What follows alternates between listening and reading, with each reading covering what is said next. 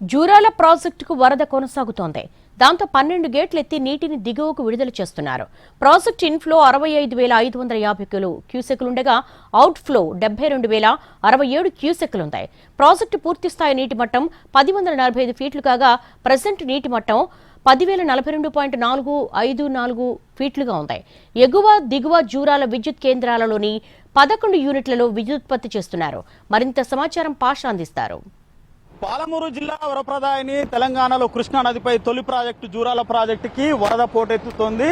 ఎగువ నుంచి వర్షాలు కురిసి నారాయణపూర్ నుంచి పెద్ద ఎత్తున వరద వచ్చి చేరుతుండటంతో వచ్చిన వరదని వచ్చినట్టే క్రస్ట్ గేట్ల ద్వారా దిగువకి నీటిని విడుదల చేస్తున్నటువంటి సిచ్యువేషన్ జూరాల వద్ద కనిపిస్తా ఉంది. జూరాలపై ఆధారపడి ఉన్నటువంటి భీమా, నెట్టెంపాడు, కోయిల్ సాగర్ ఎత్తిపోతల పథకాలకి నీటిని విడుదల చేయడం పాటు రామన్పాడు మంచినీటి జలాశయానికి కూడా నీటిని విడుదల చేస్తున్నారు. జూరాల జల విద్యుత్ ఉత్పత్తి కేంద్రాల్లో 11 యూనిట్లలో విద్యుత్ ఉత్పత్తి కొనసాగుతోంది. ఇదే మాదిరిగా వరద మరో 10-15 రోజుల పాటు కొనసాగే అవకాశం ఉందని అధికారులు అంచనా వేస్తున్నారు. ఇప్పటికే పాలమూరు జిల్లా వ్యాప్తంగా సాగు చేపట్టినటువంటి రైతులు హర్షం వ్యక్తం చేస్తున్నారు.